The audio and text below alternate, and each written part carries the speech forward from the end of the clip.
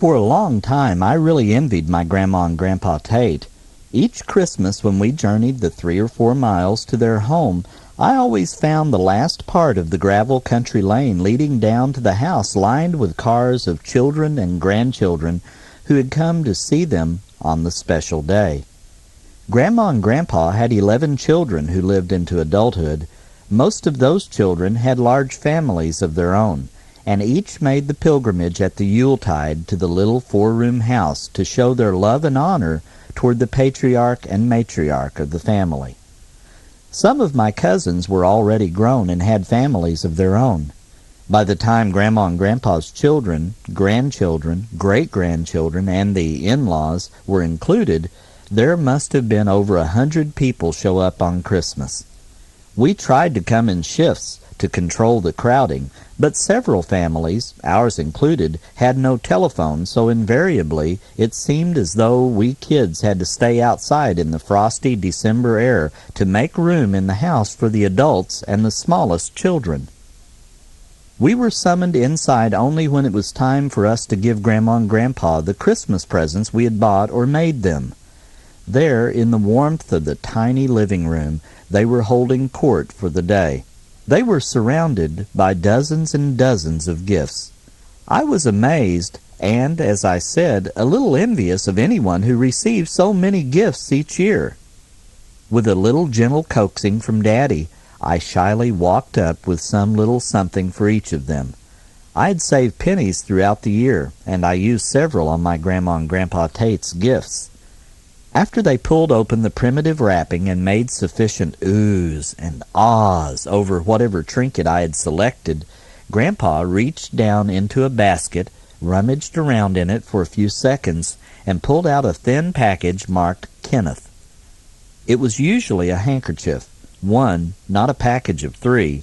Then it was "Thank you," followed by a big bear hug from each of my grandparents and a muffled "I love you."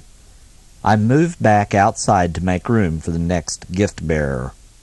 Years later, I realized the silliness of my envy. Most of the gifts we grandchildren brought were useless to Grandma and Grandpa. Yet there was always something in that basket, despite lean years, that had my name on it. How they afforded even the simplest things, I will never know.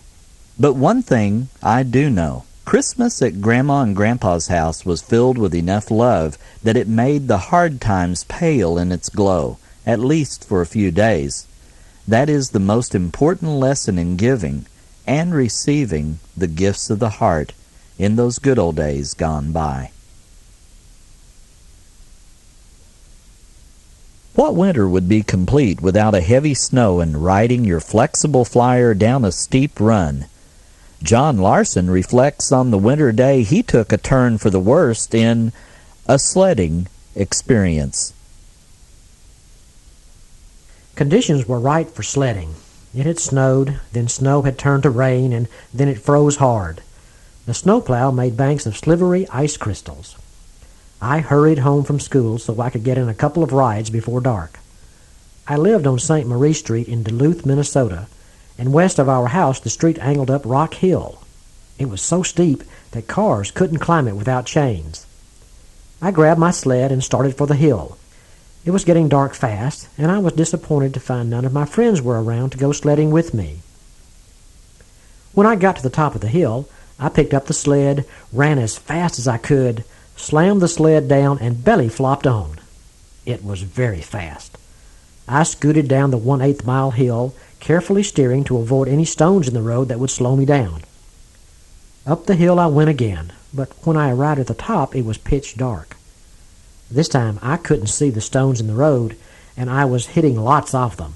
They would make sparks on the steel runners. It was like a flashing light coming from under the sled to illuminate my way. When I was about halfway down the hill, the lights of a car appeared on the road below the hill. I steered over to the right side of the road and kept going. We were converging at a rapid pace, and I had to make a decision soon. I decided to abort the ride. I steered to the left and then to the right. I skidded sideways, slowing down a bit, and then banged into the snowbank. The sled stopped, but I kept going into the snowbank of ice crystals. Except for a stinging face, I was okay. The car lights were turning into the driveway of the house at the bottom of the hill. It was just Mr. Topeson coming home from work. If I had kept going, I would have been almost home by now. As I hurried home pulling the sled, my face felt very cold. I assumed the temperature was dropping. As I came in the front door, my mother looked at me and screamed. She even used some words that I had only heard her say in her prayers. I looked around to see if some monster had come in with me, but didn't see anything. My mother helped me out of my snowsuit and marched me into the bathroom. I took a look in the mirror and found out what had upset her. My face was covered with blood. She took a washcloth with cold water and started patting my face. Then she daubed about half a bottle of mercurochrome on it. Oh, that stung like crazy. The next day my face looked like someone had taken a ruler and drawn a bunch of vertical lines in it. My classmates at school wanted to know what happened. I told them that I hit a snowbank with my sled, and they wouldn't believe me. They said I must have been scratched by a wildcat. So I didn't argue with them. The next few days I received lots of attention. Everyone at the school wanted to see the kid who'd been scratched by a wildcat. And now, another old-time radio program. This time, enjoy the Fibber McGee and Molly Show from December the 6th, 1949. The Johnson's Wax Program with Fibber McGee and Molly.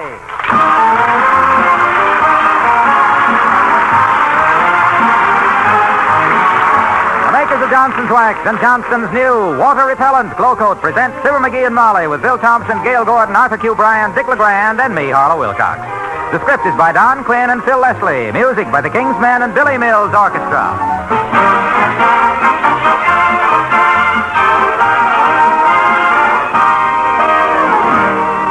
In 1649, a Dutchman named Rembrandt took some oils, some brushes, some canvas, and some talent and turned out a lot of masterpieces. In 1949, a fellow in Wistful Vista got out the card table, loaded it down with art materials, and started to make his own Christmas cards. The sound of the gong was so we could avoid mentioning the two artists in the same breath. Because one of them is Mr. McGee, of Fibber McGee and Molly.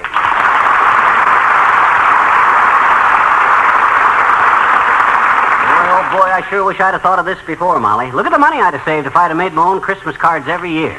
How's this look, kiddo? My first one. Let me see. Very interesting. Isn't it, though? Too bad you had to spill that big blob of red paint all over it. What do you mean, big blob of red paint? That's Sandy Claus. It's his? Where's his beard? That's the whole idea of the card. He ain't got any beard. Santa Claus with no beard? Why, certainly. He's just coming out of the barber shop. The verse is going to say, St. Nicholas had his beard cut off, as up on the roof his reindeers trample. Because how can a guy with whiskers on show little shavers a good example? Oh, McGee, that's cute. Oh, shucks. I got a million ideas as good as that. Or better. Well, I should hope so. Huh? Among your many good ideas, have you got one about how to get that India ink out of the rug? Oh, I'll clean up here when I get through. I ain't quite used to handling all this stuff, but I'll learn, Tootsie. I'll learn. My gosh, I'll bet Somerset Maugham didn't learn to paint overnight either. Somerset Maugham is a novelist, dearie, not a painter. Oh, he gave it up, huh? Couldn't stand the gaff, eh? Well, believe me, I'm staying right with it. I got tenacity. I got grit. I got perseverance. You have something else, too. I have? Yes, you have a jar of blue paint dripping into your lap. Huh? Oh, my gosh. I must have tripped it over with my elbow. Yes. There. Shucks. That was my only jar of blue paint. I'll have to paint the rest of the reindeer with brown eyes. You've been painting reindeer with blue eyes? Why not? A good question. For all I know, reindeer might... Come in. Oh, 'tis out on the Mayor, McGee. Come in, Mr. Mayor. Thank you, Molly. Hello, McGee. Hi, Latriv. Well, you must be having a circus with those watercolors. You certainly look like a clown. If you're referring to the pigment so plentifully permeating my pretty puss, Politico, it is purely a product of my poster paints and my peculiar pictorial proclivities. Are you through, dearie, or shall I open up another can of peas? I'm I'm through. No kidding, Latriv. This artwork is a great little hobby.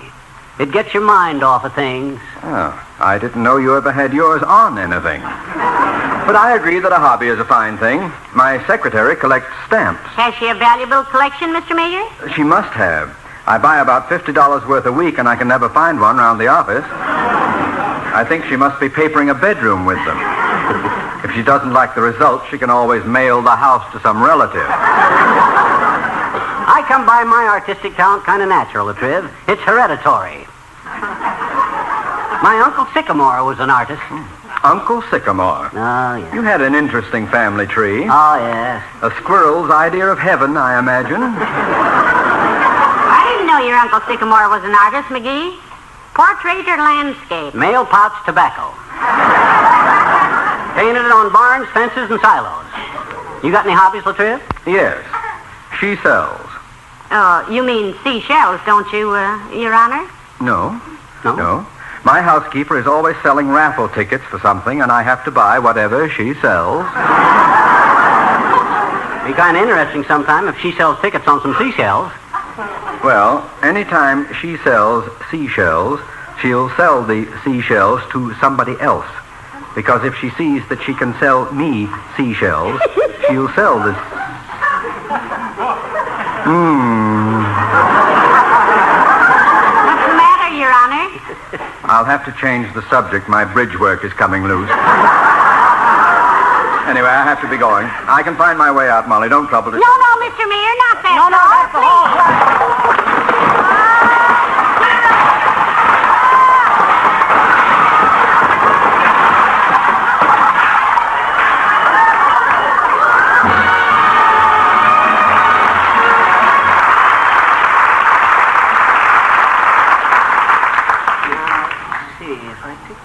How much longer are those Christmas cards going to take, McGee? Hmm? The way the paint is thrown around in here, it looks like Sherwin had a fight with Williams.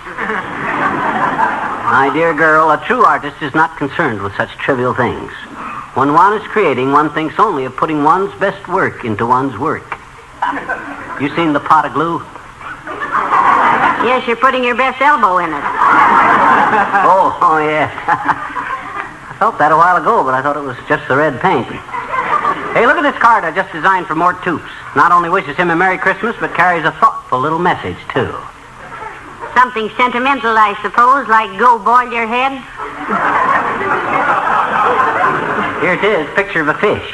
You see, fish is swimming through a sprig of mistletoe. A fish and mistletoe? Yeah. The verse says, I hope the fish I hereby show recalls the fin I loaned you last July. And though he swims through mistletoe, I ain't gonna kiss that fin goodbye.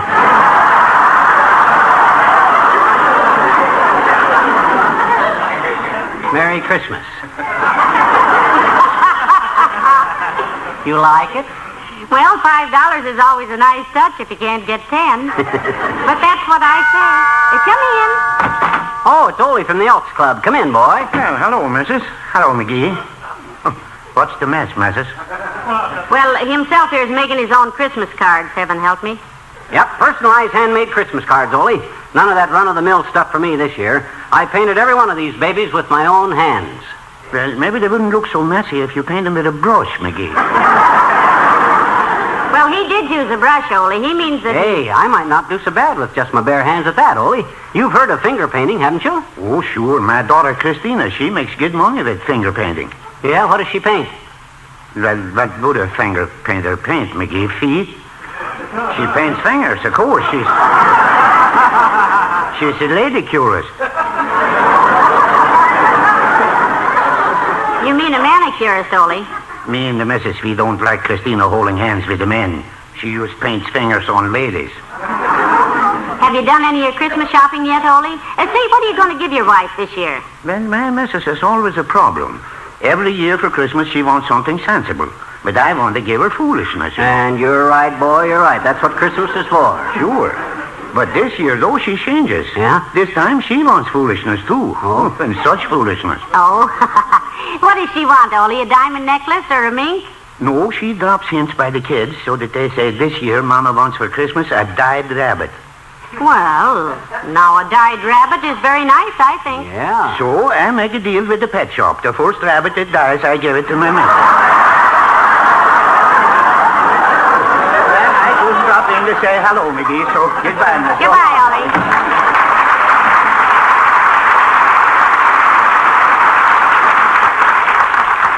It's a good thing I keep on talking while I'm working, or working while I'm talking, or I'd never get finished. I got some beautiful cards here, Molly. They weren't so messy. Mm-hmm. Now, you take this one for the mayor, for instance. Kind of a symbolic card, see? You get it? The picture of the pork barrel with a hand in it? That's lovely. That's about as subtle as a blackjack. I didn't realize I was so loaded with ideas, so productive, so specific. Not specific, dearie. You mean prolific. Oh, I do, eh? I'm afraid you're thinking of that stale movie at the Bijou, my dear. The one that the ad claims it's colossal, it's stupendous, it's prolific. That's terrific, McGee. Thanks. I think it's a nice card myself. Look, sweetheart, why don't you give up designing Christmas cards? Just say to yourself, I can give it up. I will give it up. What are you doing with the yardstick? Trying to draw a picture of the Shah of Persia. With no curves, just angles. You know, it's just an experiment. But why no curves? Well, I know I can't draw a straight line with a ruler, so I wanted to see if I could draw a ruler with a straight line. You see, my dear, when an artist... Hold it, kiddo, hold it. Come in. Oh, McGee, it's Dr. Gamble. Hello, Doctor. Hi, tonsil burglar. Hello, Molly. Good day to you, smear face. What are you doing, dyeing Easter eggs? He's painting his own Christmas cards this year, Doctor. This year? Seems like this has been going on for 300 years. Pull up your stomach and sit down, microbe merchant. You're looking at Wistful Vista's answer to Courier and Hives. Well, I couldn't think of a nastier answer. Thank you, Doctor, thank you. All right. Praise from you is praise indeed. Well, I must have missed a line someplace. But give the boy credit for effort, Doctor. You'll have to admit he's trying. Admit it, I accuse him of it. He's very trying. Oh, my gosh, you guys got to have a hobby, hasn't he? What's your hobby? Needlework. Roll up your sleeve and I'll show you. Oh, nothing doing. You get under my skin without any extra equipment. What are you staring at my vest for? Just noticing how full it is, stuffy. Can't button the bottom button anymore, can you? Well, gee whiz, I get hungry. I exercise a lot, Doc. A guy that exercises... Yes, he does, Doctor. He exercises harder with a knife and fork than anybody I know. Well, looking at you, Goonsboro, and your little round hand-painted tummy has inspired me to a little Christmas poem myself. Yeah? Maybe you can use it on one of your cards. Gee, you made one up just sitting here? Uh-huh. Let's hear it, Doctor. Oh, yes, let's. All right. Christmas is a time of cheer, to think of the colorful friends we've got. Like little Bucklebuster here. He is the rainbow at the end of the pot. So long, Mike.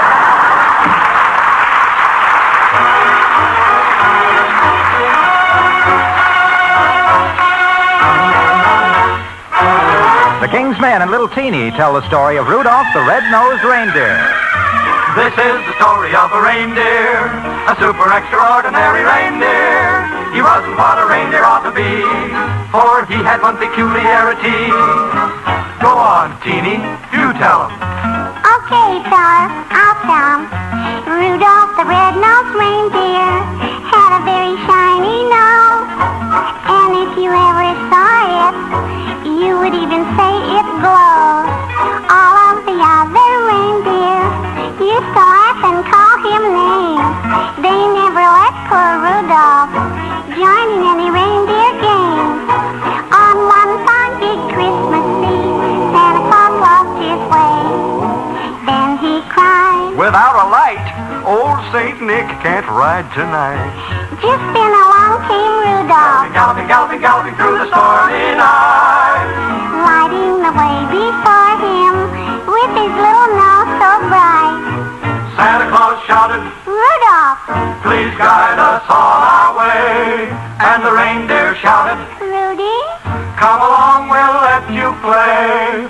So Dasher and Dancer and Prancer and Vixen and Comet and Cupid and Donner and Blitzen away. Airline, Rudolph. Tote that sleigh, hey, hey, hey, Rudolph the red-nosed reindeer. Brighter than a neon sign. There used to be 8 reindeer. Now there always will be 9. Don't you worry, if you should see stormy weather on Christmas Eve, Santa will find his way to you. 'Cause Rudy's equipped with radar, too. Rudolph the red-nosed reindeer, twinkle, twinkle on your way. Everybody loves that reindeer, 'cause Rudolph saves the day. For little children. Yes, Rudolph the red-nosed reindeer's here to stay. That's the end of the story, Alberta.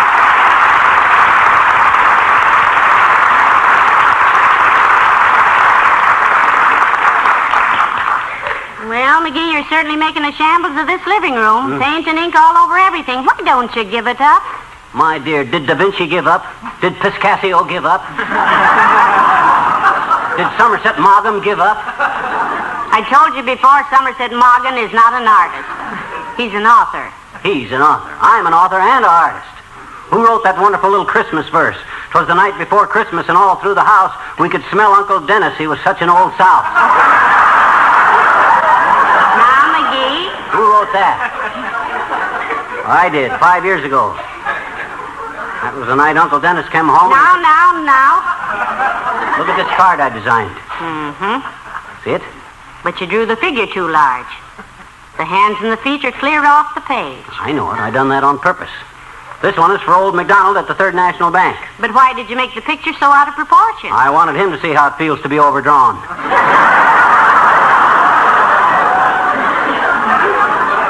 But now, dearie, look. How many cards have you finished? Well, as soon as I finish this one and 2 more, I'll have 3. Kind of discouraging at that, but it's going smoother now. I'm getting the knack of it. Oh, McGee, watch it. There goes the ink. Oh, do something, sweetheart. Huh? Don't just sit there and watch it pour out onto the floor. It ain't going onto the floor. It's running down my pants into my shoe. All I got to do is sit here till it dries, and then I can get up and walk. Oh, dear. Come in. Hello there, daughter. Hello, Johnny. Oh, hi, old-timer. What are you making the Christmas cards for? Christmas? Well, the way I'm laying eggs with them, I think I'll use them for Easter. Where's your girlfriend, Bessie, Mr. Oldtimer? Isn't she with you? Yeah. No, daughter. Bessie's working down at the carnival.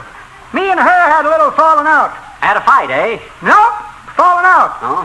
Out of the top seat of the Ferris wheel. Heavenly days, was Bessie badly hurt? No, she was delighted, daughter. She fell with her face in the cotton candy, and they gave her a job as a bearded lady. Bessie's a sweet kid. Now, anyway. Well, you can have a lot of fun in the carnival. I mind one time I was throwing darts at some balloons, and a fat lady walked past. Yes, they sure are fun. Bessie and me went to the Hall of Mirrors. Oh, that hall of mirrors. What those things can do to your shape. You said it, daughter. Bessie never looked better. I never quite understood, old-timer. Is Bessie a daughter of the Old South or just an old daughter of the South? Now, McGee. Say, where did you ever meet her anyway, Mr. Oldtimer? Well, daughter, I was judging a beauty contest down in Possum Chokey, Alabama, and Bessie won it hands down. Hands down, eh? She was scared to raise them. The elastic in her bathing suit bloomers was busted.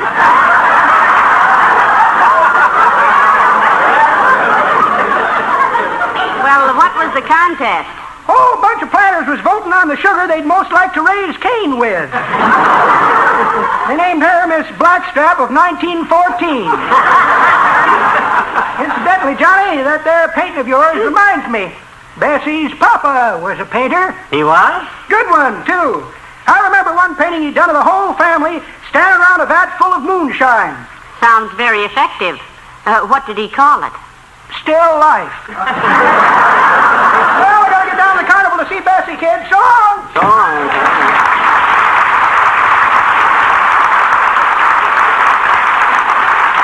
Now, let me see. As soon as I get... Look, dearie. Huh? Let's call this whole Christmas card thing off, shall we? You're ruining your clothes, and the living room is a sight. Yeah, I know, kiddo, I know. I've been kind of clumsy at it, but I'm getting the knack of it now. And... What's that noise? Sounds like something. Heavenly days, grab the glue, McGee. It's running off the table. Oh, my God. I got it. Oh, what a mess. And look, it went all over all the cards I had done. Dad rat, they're all ruined. Oh, it's too bad. Dear, oh dear. Come in. Hi, mister. Hi, Miss McGee. Hello, sis. Run along with you. I'm in enough trouble. Well, now, don't take it out on Teeny, McGee. I ain't taking it out on Teeny just because I make an unholy mess out of trying to make my own Christmas cards. Okay. I guess if you make your own Christmas cards, you don't want to see these then, mister. So I'll just... Hey, wait a minute. What was that you said? Who? You. When? Just now. About what? About I don't want to see those. That's what I thought. These are just some 10-cent cards that I was trying to sell so I could make some money for Christmas, but, well, if you make your own, I guess I... You got Christmas cards for sale? Come here, kid. I want to kiss you. Oh? How many cards you want to buy, mister? How many, How many you got, sis? About 30, I betcha. About 30, huh? I'll buy all of them. Oh, I'll kiss you. All right, sis. There. Now give me the cards and I'll give you the dough. Boy, are these beautiful. Look at them, Molly. Lovely. So colorful. Mm-hmm. Such clever verses. How can them commercial companies turn out such beautiful stuff so cheap? Here, sis, here's $3. And thank you ever so much. What's the matter? Well, nothing, mister, only I guess I better tell you. Huh? The reason they're so cheap is they've been used. Yeah, and the ones that have got writing on them, you'll have to erase. If you need any more, let me know. Our attic is just full of them. So long, mister.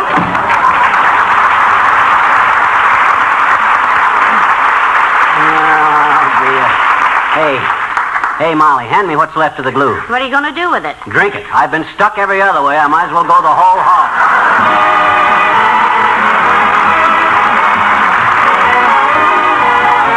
Well, McGee, what are you going to do for Christmas cards next year? Make your own again? Well, I ain't the type guy that gives up easy, Tootsie. I'm strictly the type guy that he makes up his mind to do something and I do it. So? So about December 1st next year, I'm going to the art store, buy a lot of paint and cardboard and brushes. Oh, no, not that. And paint a big sign for the front door. Welcome, Christmas card salesman. Oh. Yeah.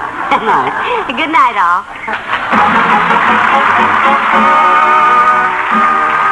The makers of Johnson's Wax and Johnson's new water-repellent glow coat, Racine, Wisconsin, and Brantford, Canada, bring you Fibber McGee and Molly each week at this time. Be with us again next Tuesday night, won't you?